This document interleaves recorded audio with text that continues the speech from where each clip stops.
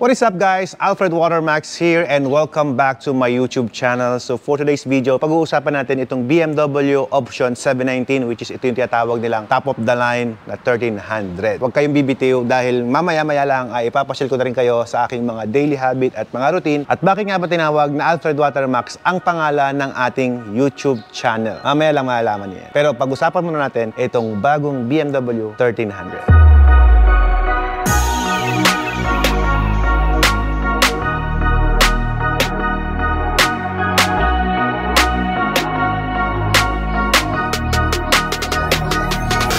According po sa Google, ni-research ko yung tinatawag nilang Option 719. Sabi dito sa Google, guys, ever since noong 1923, the abbreviation of 719 has been representing special individual customers' requests at BMW Motorrad, which has been created at factories as special orders on the basis and great craftsmanship and the significant attention to details. We have created the Option 719 as a tribute to this production process. So yun ang ibig sabihin nitong logo nila na 719, Special Individual Customer Request. Kaya pala siya tinatawag na top of the line, yun pala yun.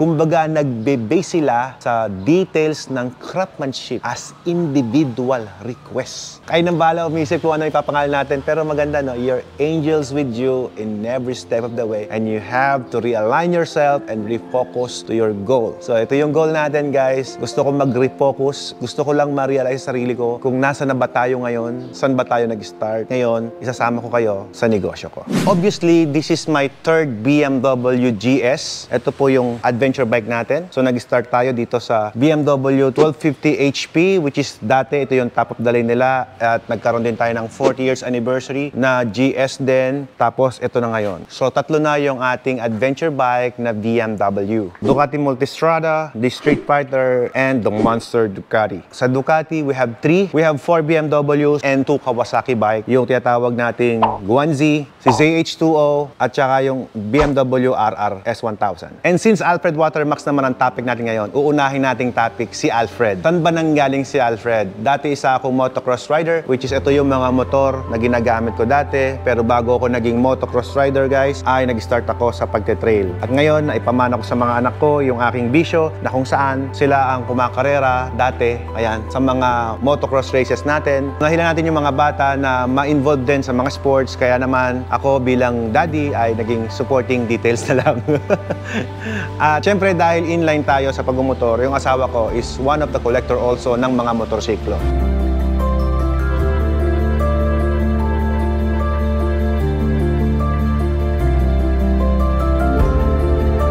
Ito naman yung collections ni Mrs. Max, which is may mga Hulyo siya na Honda and Vespa na nilagyan namin ng sidecar. Dito sa loob, pasyal ko na rin kayo. Ito naman yung mga koleksyon ng aking asawa. Ito po yung mga Vespa niya. Ito bagong dating lang. This is the 300cc GTV Vespa. Karamihan sa mga Vespa dito ay puro limited. Like itong Color Vibe, Justin Bieber. Meron tayong Say Journey, which is one of my favorite bike. Ito talaga yung actual na ginagamit ko. At meron din tayong Vespa Elegante, 75th anniversary, Picnic Edition, Vespa Red, Lambretta, and Sian Waterspoon. Ito naman yung ating working area. Dito tayo nag-gym. Dito tayo nag-maintain ng ating pangatawan. At the same time, dito rin tayo nag-beauty-rest. In this side, dito yung mga platinum lubricants natin. So anything I need, nandyan. Pang motocross, pang 4 wheels change oil, kumpleto, basta products ng platinum, nandyan na po silang lahat. So lahat ng mga nakikita nyo na yan, guys, ay ito yung aking motivation at kung saan ako nagiging masaya, ano yung mga pinagagawa ko sa buhay. Pero ngayon, pupuntahan naman natin, guys, kung saan nag-ugat yung tinatawag nating pambili sa mga ito. So tara, kung interesado kayo malaman kung saan ako nagsimula, samahan niyo ako ngayon. Ito naman, guys, si Alfredo. Ito yung one of my favorite car. Ito yung sasakyan na ako lang talaga yung gumagamit. Napakalaki niya, guys. At napakalakas niya. Pero matipid to sa gasolina. Kasi ang kagandahan kay Alfredo, yung V8 engine niya, kapag na-reach mo na yung 100 tapos diretso na yung takbo mo, kusang namamatay yung 4 na valve niya. Kaya nagiging parang 4 na lang yung pinapagana ng ating makina. So kaya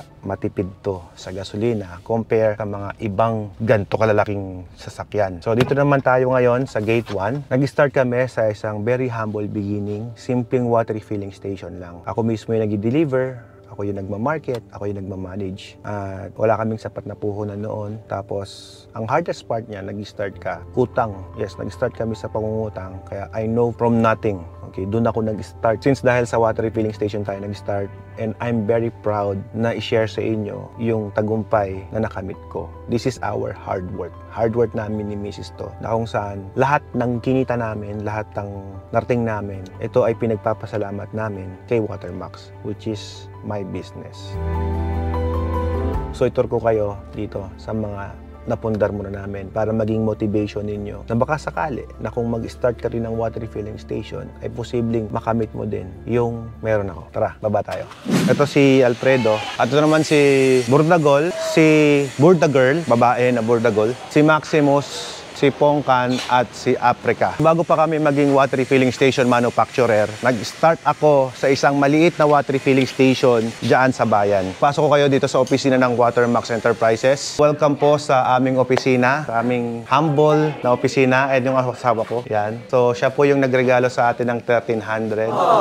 So after natin, makapagtayo ng isang water refilling station manufacturing, pasyalan natin itong paggawaan natin ng mga machines. Ito yung mga paggawaan natin ng makina. Dito lahat binubuo from stainless work. So from the scratches talaga ginagawa na natin yan. Tapos hanggang dito sa plumbing area, yon yung plumbing area natin. At dito naman sa ating grinding area hanggang sa electrical, lahat ng machine na in-order dito, brand new. Nandun lahat ang makinarya.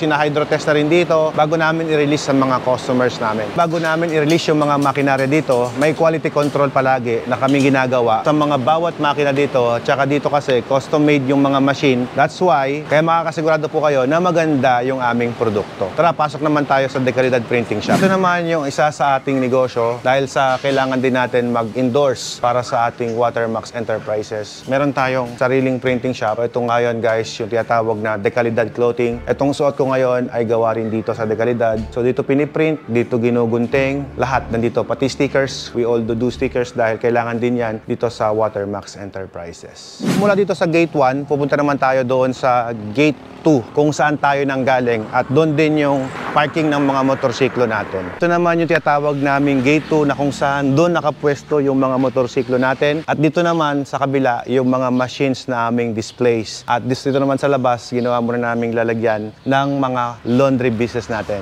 So mamaya natin pag-uusapan yan, ipasyal ko pa kayo sa isa ko pang negosyo. Doon tayo sa Gate 3. So welcome naman po sa aming Gate 3. So ito yung tinatawag naming 1987 Manscaped Cafe.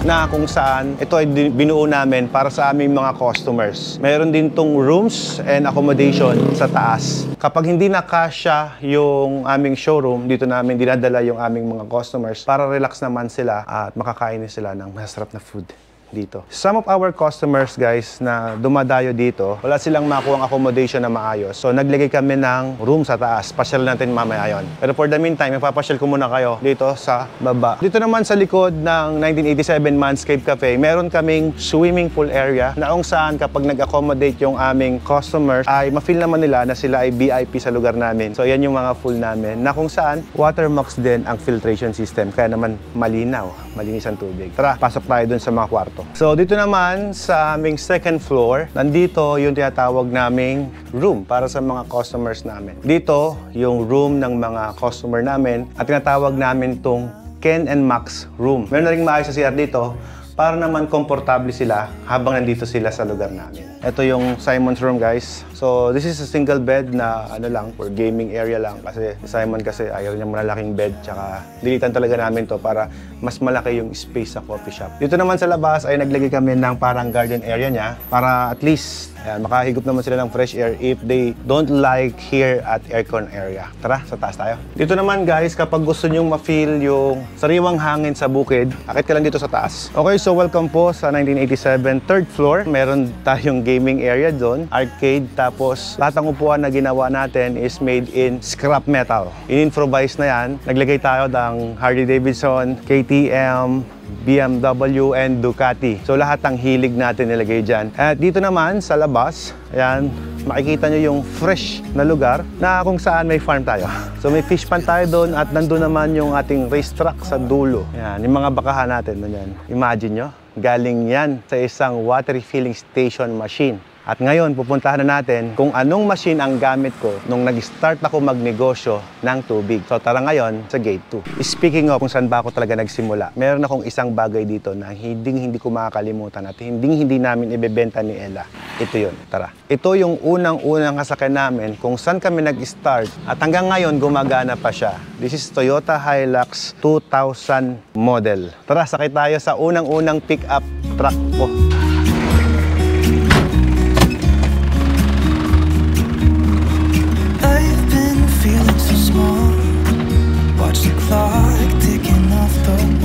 Kami ni Mrs. Mac, mahilig kaming mag-value ng mga bagay na parang feeling namin ay kung hindi dahil doon, wala kami ngayon.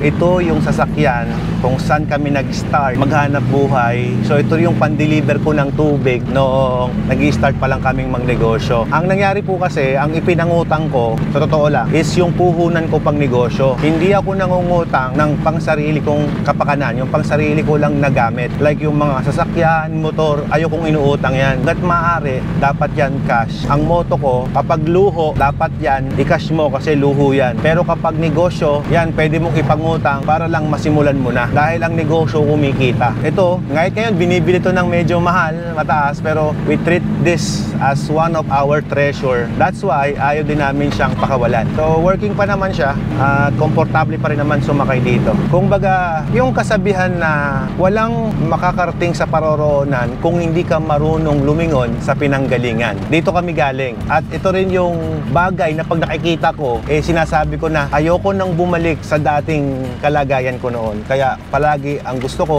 improvement. Gusto ko palagi pataas.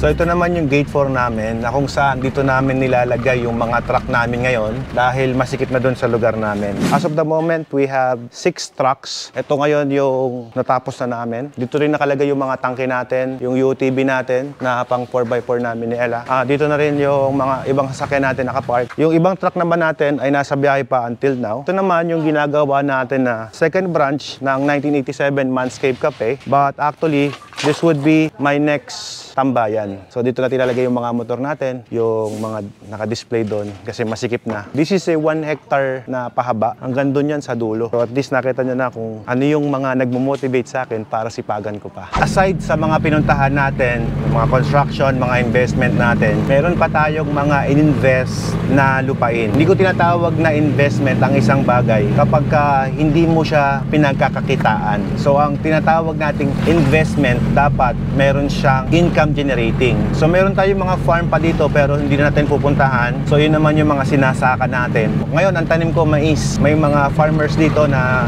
nabibigyan din natin syempre ng trabaho para at least magkaroon din naman sila ng hanap buhay. Hindi lang tayo sa manufacturing nakakapagbigay ng trabaho sa mga taga dito, pati na rin sa mga farm. At ready na ba kayo na makita yung sinasabi ko kung saan ako nag-start, kung paano ko nakuha yung mga bagay na to? Doon na tayo papunta ngayon. Bukod sa mga water refilling station, nag-supply din tayo ng mga laundry machines, itong LG, at mga swimming pool supplies. Alright, so welcome po sa aming showroom. Dito namin dinidisplay yung mga produkto na binebenta namin nationwide. At ngayon, we are now entering international. Kayo na ko pa binabanggit sa inyo kung saan ba ako nag-start at ano ba yung machine na ginagamit ko nung mag-start pa lang ako. Ito na po siya. This is a Watermax Package 5 na kung saan ito pa lang dati ang available unit na meron kami bago pa nagkaroon ng Package 6, 7, 8, and 9. This is my first water refilling station machine na ginamit ko po dyan sa San Pedro Ili, Alcala, Pangasinan. You're looking at it. Yung Package 5, guys, hindi pa ganito dati ang itsura. Dati, ito po yung itsura ng Package 5 natin. Way back noon,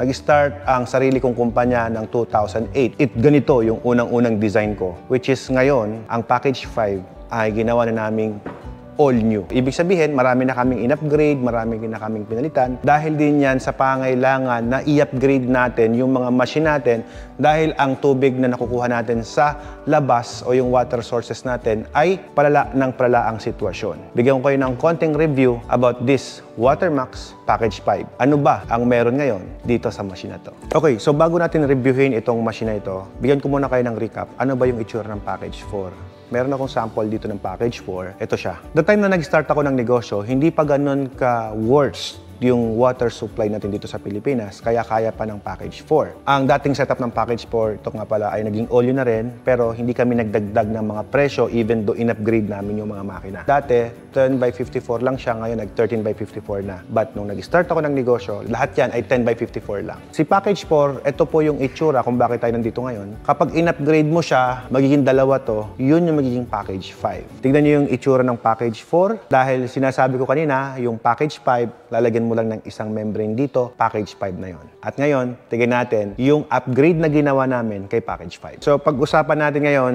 ano ba yung mga na-upgrade sa previous package natin. Naging double na yung panel niya. So ito na yung panel dati, ngayon naging dalawa na siya. Meron na siyang panel 1 and then panel 2. Ngayon, dito naman sa ating mga FRPs, dati 1054, 1054. Ngayon, ito na yung pinalitan namin, which is 13x54. At ngayon, yung membrane niya guys, dating nasa gilid, somewhere here. Ngayon, nandito na siya. Humigana. Ang reason kung bakit namin ginawang ganyan, dahil pwede ka pang mag-upgrade hanggang triple membrane. Ibig sabihin, kaya pa rin niyang mag-produce ng 9,000 gallons per day. Pero, syempre, magkaiba naman yon kapag i-upgrade mo na siya ng kamukha ng package 9, which is yung apatan, dahil hindi kakayanin ng motor. Dahil yung motor natin, kung ano yung motor ng package 4, same na rin dito sa nilagay namin sa package 5. Isa pa sa na-upgrade natin, nung una, kami pa lang ang gumagamit ng 1.3 horsepower na motor sa feed pump natin. Hanggang ngayon, ito pa rin ang gamit natin dahil we find out na ito ay isa sa pinaka-efficient na motor kapag ka nag-ooperate ka ng water station. That was 2008. Kahit na matagal na yung makina namin, yung innovations, grabe mataas na rin. Pero ngayon kasi, mas marami pa ako nilagay dito. Kami rin po ang unang-unang gumawa sa Pilipinas ng mga bypass system na mga kagaya nito.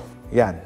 So ang trabaho nito guys, ito yung magsisilbing parang half-life ng inyong water station na kapag nasira yan, magagamit nyo pa rin yung buong system. Ibig sabihin, hindi magi-stop yung operation ng negosyo mo. At iyon ang isa sa importante sa mga negosyong tubig. Dapat ang negosyong tubig ay hindi nag-i-stop operation dahil kailangan yan ng mga consumer mo. Isa pa sa in-upgrade namin itong mga filter housing na to, na kung saan dati 4 lang siya, ngayon nagdagdag na kami ng 2. At ang kagandahan sa design na ginawa namin dito is parallel ang design at compare sa ibang mga design dati ng mga water refilling station, ito ngayon ay mas malakas ang flow rate at mas efficient na siya ngayon compare noon. Kaya kung dati pa yung mga water station mo at kung bibili ka ng second hand, ito ang reason kung bakit hindi ka dapat bumili ng segunda mano dahil mataas na ang costing ng mga second hand unit. Yes, mura yan, makakatipid ka dyan sa una, pero eventually, mapapagastos ka rin. Kaya iba pa rin na bumili ka ng brand yung makinarya dahil ito, nakakasabay ito sa competition natin sa market price. Ito nga yung package 5 natin guys, kasama na rin yung mga tangke sa likod.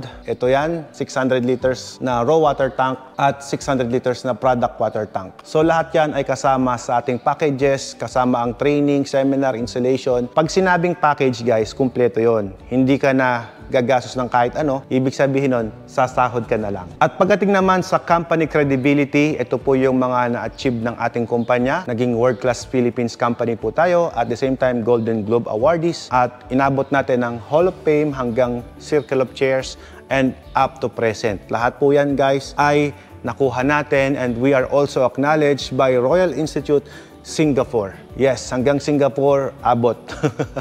At nabibigyan tayo ng parangal. Ito yung mga pinagmamalaki kong achievement sa inyo na meron dito sa Watermax Enterprises. From the very humble beginning, alam nyo ba ang priceless thing na makakamit nyo sa buhay habang ikaw ay nabubuhay? Ito yung tinatawag nating peace of mind. Masarap matulog sa gabi, masarap mamasyal nang wala kang kagalit ng mga tao mahal ka. Hindi yung kinabubusitan ka. Take it from me. Kahit di na ako mayaman, basta yung mga tao love ako, okay na ako dun. Bukod dun sa pinagmamalaki ko, itong silver play button na yan. Yan. Kung bakit ko pinagmamalaki yan, guys, ang silver play button na to, ito po ang nagbago sa akin.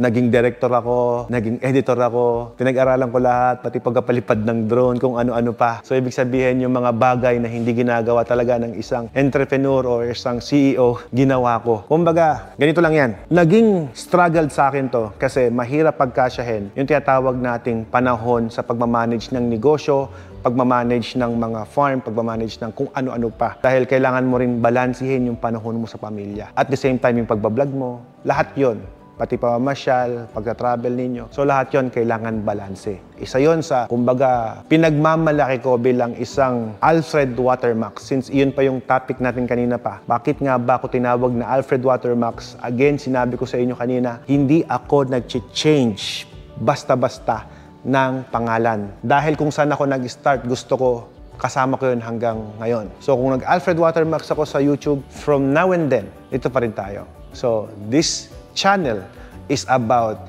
me as Alfred and Watermax as my business. Sa mga nabitin sa discussion dito sa package 5, dahil nakaka-intriga nga naman dahil dito ako nag-start at ngayon alam niyo na ang narating natin. So gagawa ako ng isa pang video to know more about this package. Marami tayong ginagawang machine like yung pang resort natin at meron din tayo yung mga ice machine dito, may laundry business dito, may pang swimming pool na rin at the same time meron mga pang household kagaya nito at pang restaurant. So lahat ng hanapin nyo regarding sa tubig, meron dito sa Watermax dahil kami nga po ay manufacturer. Yes, proud Filipino designer and inventor ng mga machines at kauna-unahan sa Pilipinas na nakagawa ng mga iba't ibang design at system na kung saan maraming innovations ang ginawa ang Watermax Enterprises. Alright, kung na-inspired ko po kayo, dito ko na natapusin ang ating vlog. Again, this is Alfred Watermax, nag-iiwan sa inyo ng kasabihang ang tunay na tagumpay ay ang ginawa mo yung the best mo at yung mas gagawin mo pa yung makakaya mo in the future. This is Kuya Alfred. Splash!